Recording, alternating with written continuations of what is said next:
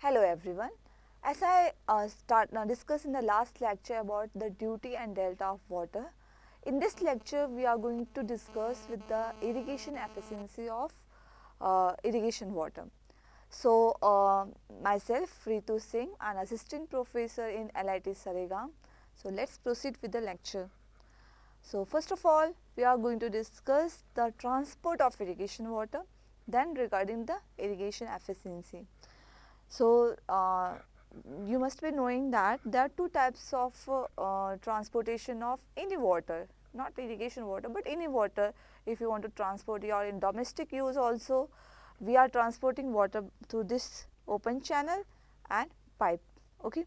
So, it's a one closed conduit and one is open channel. So, let us see, this is irrigation canal actually. This is called unlined canal. This is of earthen soil strata is there, and we have dug up and made one canal. This is also you can see. So, earlier this type of canal were used. Further, some lined canal, due to this type of canal we have highest losses of water due to this transportation. So, government and people plan to line up the canal with a suitable shape. So, you can see over here the picture, it is a trapezoidal shape of canal. So, this lining occurs, lining started this with the concrete lining, and this started because of the seepage problem in the canal water. So, due to this lining seepage problem we can avoid.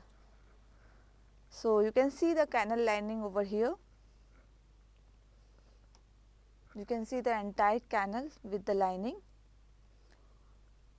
So, digging, laying and filling work is going on for pipe flow. This is not canal, but this is a pipe flow of irrigation water. So, the lined canal require large initial investment. This lined canal having large initial investment, so but it reduced seepage by 90 to 95%, and its service life is 20 to 50 years. So, 50 years it can run. Now, we will discuss regarding the efficiency of the irrigation. Okay. So, there are many types of irrigation efficiency we have, like water convenience efficiency, water application efficiency. So, each one by one we will discuss. Irrigation efficiency is the critical measure of irrigation performance in terms of the water required to irrigate a field or an entire watershed. So, you understood this? What is means by irrigation? Irrigation of anything like vehicle irrigation, vehicle efficiency. So, this efficiency is what is a critical measure of performance of the irrigation. So, how irrigation network perform? What is its efficiency? So, how can you decide efficiency of your motor vehicle? The amount of petrol or whatever oil you are inhaling in it, the ride, how much kilometer of ride you can do. So, you can have the average of that, and you can determine the efficiency of the any vehicles based on this.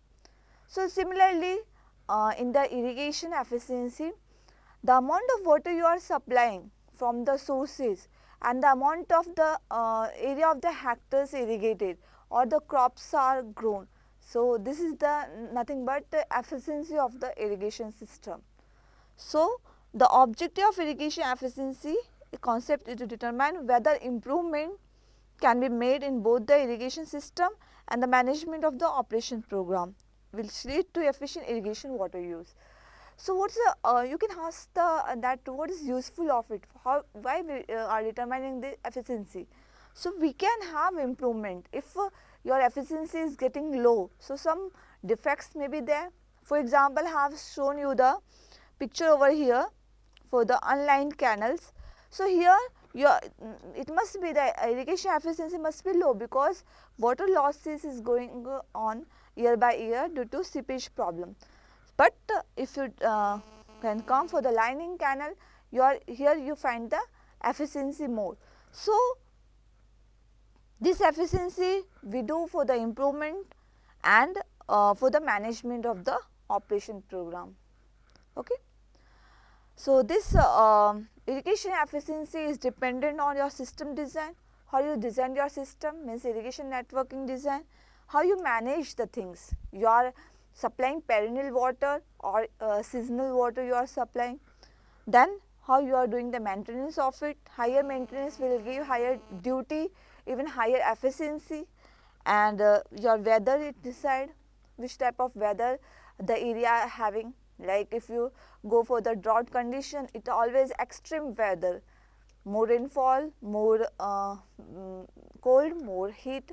So this extreme weather you can design your canal accordingly. And this operating condition, how you are operating, this meter operating system, or you are giving to the farmers by volume. So this all factors depend on your efficiency, depend on this all factors.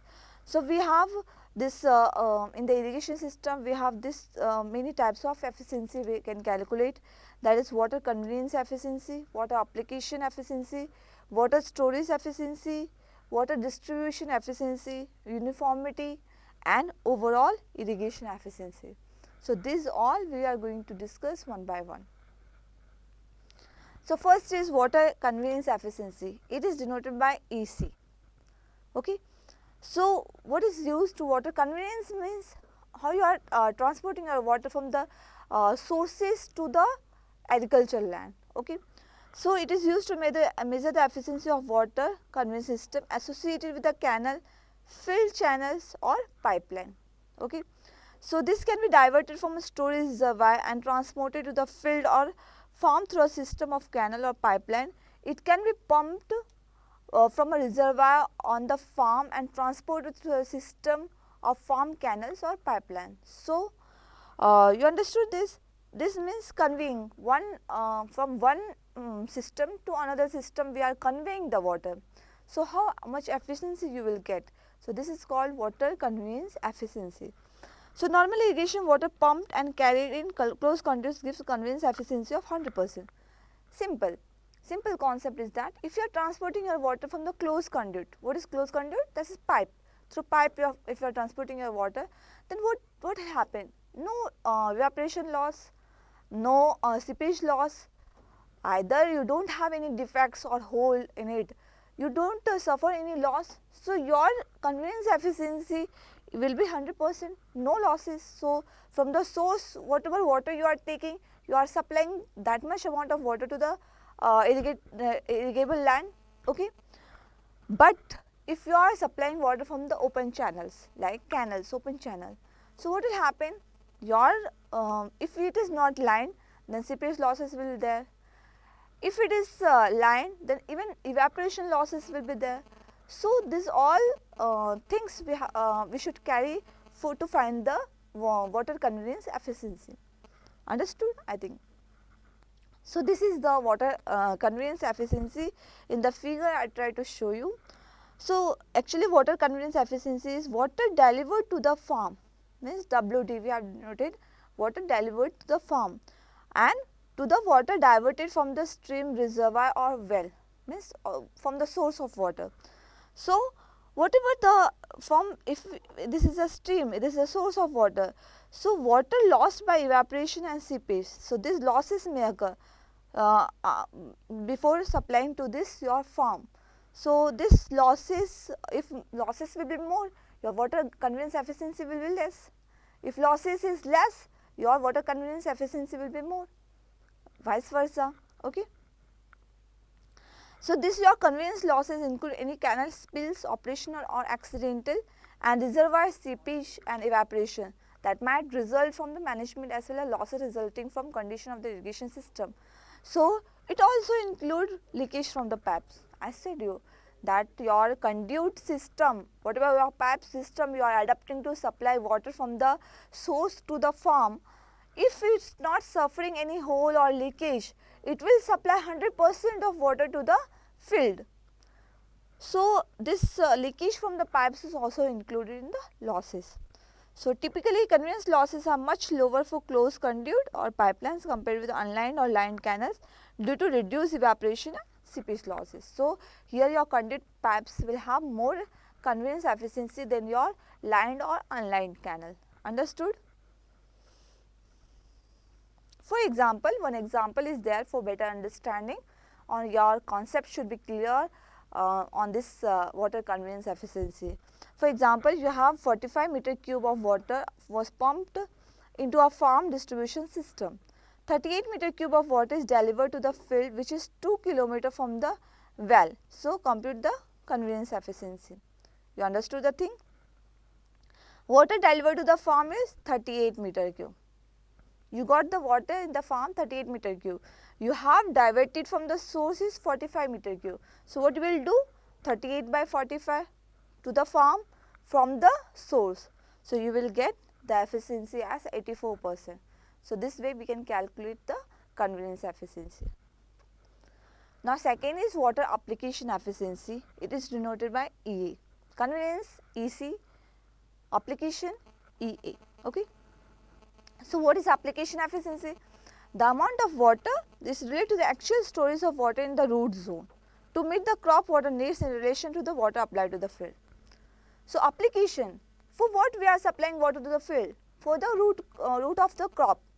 So, the amount of water you supplied to the crop root to the amount of water you supplied actually to the field is the water application efficiency. For example, this is your field and these are the root of the crop.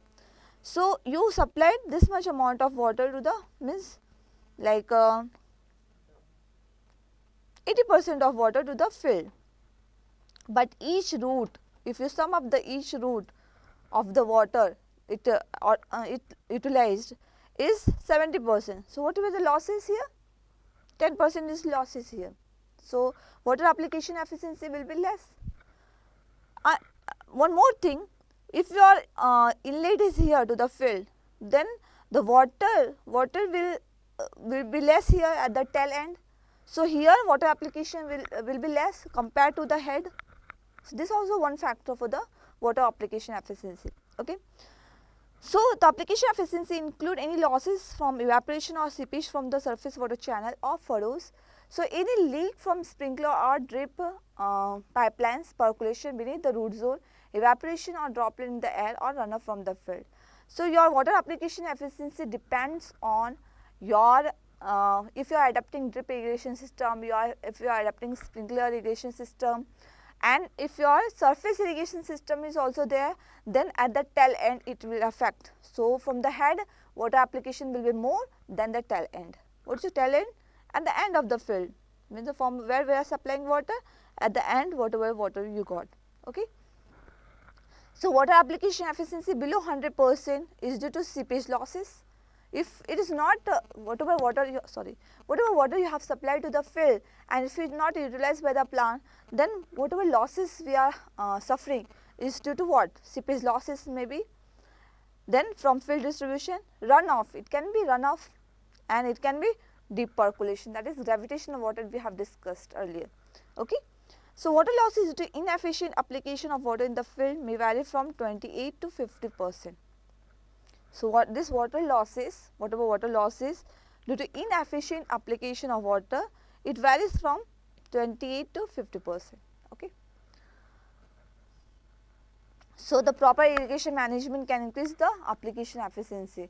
If you are managing the well, your field, entire field with proper layout, then your water application efficiency will increase. If you are properly leveling the surface, if you are properly plot your surface, your irrigated land, then your water application efficiency will be more. So, over irrigation may result in leaching chemicals below root zone, cause yield reduction, result in wasting water resources. So, if you are over irrigating your land, your application efficiency will be less and it will affect your land also. Okay, and we are wasting water. So, your this water application efficiency is denoted by in the formula water in the root zone after irrigation by total volume of water applied to in the field. So, water in the root zone, how can you calculate? Total volume of water applied minus volume of tail water plus volume of deep percolation. If you know these two factors, that how much water, tail water means at the tail end, for example, you are supplying water to this from this inlet. This is the tail end. So from this water will go to the other field. So if you deduct this tail water plus deep percolation means gravitational water which are not utilized by the plant. So if you will deduct these two, you will get the water in the root zone after irrigation by total water applied. I think you understood. So application efficiency EE can be denoted by this volume of water, irrigation water, Vs by Vf delivered to the field and it's utilized by the stored in the root zone. Okay. So one problem related to this to clear the concept of water application efficiency. Let's see the problem. Delivery of 10 meter cube per second means 10 cubics of water to a 32 hectare farm is contributed to for 4 hours. You understood this? Your farm is 32 hectare, okay, area. You are delivering 10 meter cube per second water. Volume of water is 10 meter cube per second for 4 hours. Soil probing after irrigation indicates that 30 centimeter of water has been stored in the root zone. Compute application efficiency. So, after supplying this amount of water, volume of water is 10 cubics. Your area is 32 hectare of land. For 4 hours, they are trying to irrigate the land. But after this, all these things, this indicating that 30 centimeter of water has been stored. Means your depth, for example, your area is 32 hectares, okay, and your depth like D is 30 centimeter and your inlet will be 10 cubics, okay. So total volume of water applied, so you can determine the total volume, kitna volume apne whatever volume you have given. So this 10 cubics 4 hours ke liye, for 4 hours you have given into 4 hours into this seconds you have calculated in 3600 for 1 hour. 3600 we have calculated means 3600 second equal to 1 hour. So this you got for 1 hour you are calculating this much amount of water you are, this much meter cube of water you are supplying, volume of water. Okay. So total water stored in the root zone is 30 centimeter means 0.3 meter you can calculate. So 0.3 meter into 32 hectares, your area of land is 32 hectares into this 10,000 meters square. 1 hectare is equal to 10,000 meters square. In unit area you can go and calculate. So your water stored is 96,000 meter cube. From this data only I have calculated. You understood? Your volume of water 10 meter cube per second you are supplying. For 1 hour how can you will supply? If you multiply this 3600 it will become 1 hour. So 4 hours you are supplying. So this much amount of water you have supplied your volume. Actually stored in the root zone is given in the data 30 centimeter. So 30 centimeter your area is 32 hectares. You are converting your area into meters square means 1 hectare equal to 10,000 meters square. So you got this 96,000 meter cube. Your volume is stored in the root zone. So we can calculate now water in the root zone after irrigation and total volume. So 96,000 by this you got water application efficiency as 66.7%. I think you don't suffer any problem for this. Okay. Next sum is a very important sum and we need to understand, and this is very important for the competitive point of view also. If you have you going to attain the for the 7th semester this subject is going to in GTU exam, GTU syllabus. So if you are going to attain the GATE exam you may suffer this type of problem. Okay. So let's see the problem. It's very easy, not complicated. Your area is having 12 hectare field, okay. With a sprinkler system you are irrigating, okay. The root zone depth is 0.9 meter and your field capacity is 28%, while the permanent wilting point is 70% by width. The soil bulk density is 1.6 gram per centimeter cube and water application efficiency is 70%.